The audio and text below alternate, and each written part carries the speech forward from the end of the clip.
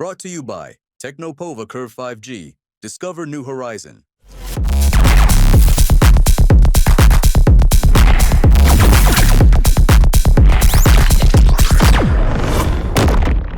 एक तरफ नीतीश कुमार की अगुवाई वाली सरकार पर लॉ एंड ऑर्डर को लेकर महागठबंधन सवाल उठाते हुए चुनावों में घेरने की प्लानिंग कर रहा है। दूसरी तरफ इंडिया ब्लॉक अपने ही बैठक में सीट शेयरिंग और मुख्यमंत्री चेहरे पर एकमत नहीं हो पा रहा।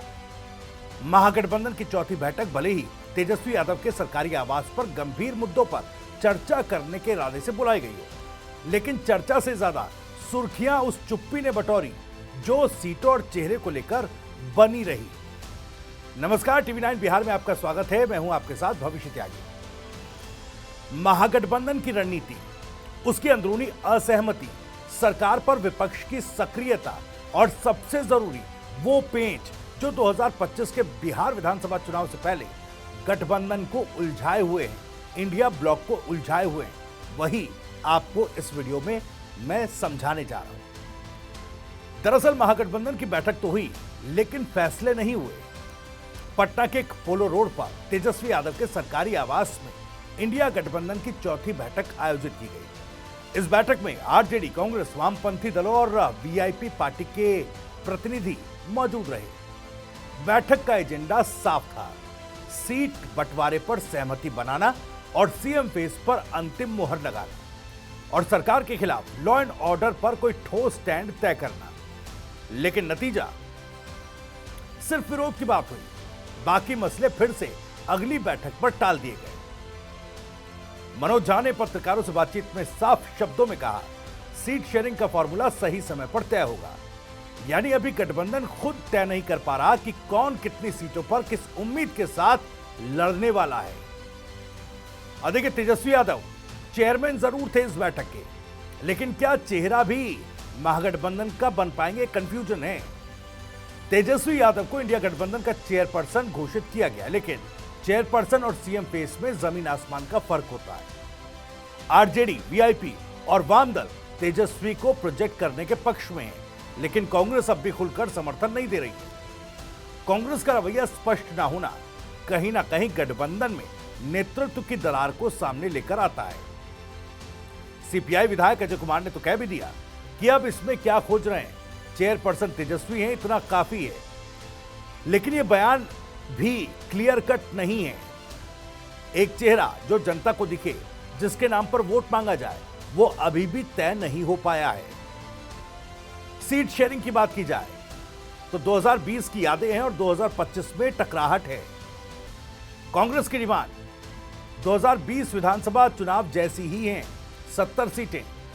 मुकेश सहनी की पार्टी जो है वीआईपी, वो 60 सीटें और डेप्यूटी सीएम पोस्ट चाहती है। वाम दल भी 40 से 50 सीटों की मांग के संकेत दे चुके हैं। ऐसे में सवाल उठता है कि क्या आरजेडी अपनी परंपरागत ताकत होते हुए इन सभी की डिमांड को एडजस्ट कर पाएगी। सीट बंटवारे की बातचीत को बार बार टालना पब्लिक डोमेन में गठबंधन की कमजोरी बनता जा रहा है। जो गठबंधन खुद के घर में फॉर्मूला तय न कर पाए, वो सत्ता के लिए क्या रोड मैप बनाएगा, ये भी सवाल उठने लगे हैं।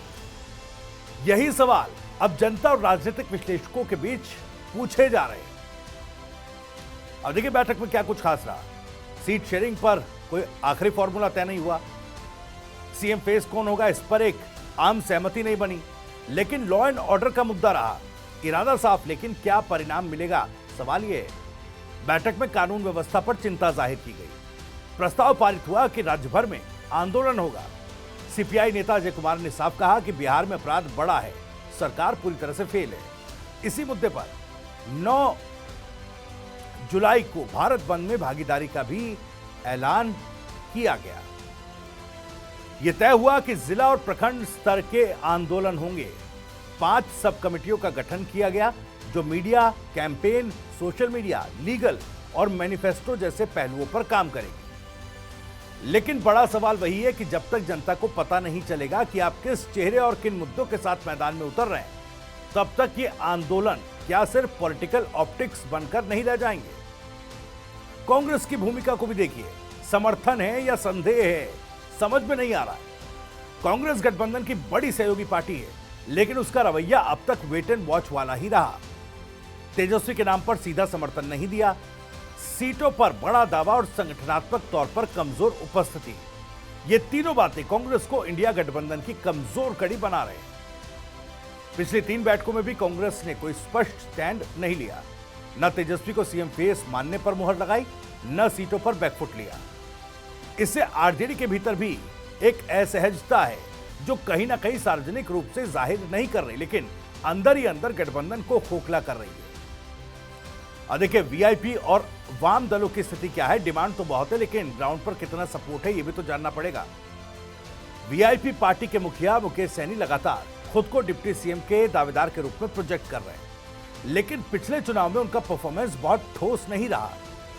वाम दलों की ताकत कुछ क्षेत्रों में है, लेकिन पूरे राज्य में नहीं। फिर भी सभी दल बड़ी डील मांग रहे हैं। ऐसे में सवाल उठता है कि क्या इंडिया गठबंधन सबको खुश रखने की कोशिश में सबको नाराज करने की राह पर है क्या? यह महत्वपूर्ण सवाल है। अब देखिए, संगठन के नाम पर समितियां, लेकिन क्या यही चुनाव जिता पाएंगी? समितियां तय कर दी गई हैं, मैनिफेस्टो समिति और तमाम समितियां। इंडिया गठबंधन ने कोऑर्डिनेशन कमेटी के अलावा 5 सब कमेटियों का गठन किया है। Social media, manifesto, legal, election strategy, सब पर काम होगा, लेकिन इन सभी में वही नेता हैं जो अभी तक सीट या चेहरे पर सहमति नहीं जता पाए, नहीं बना पाए।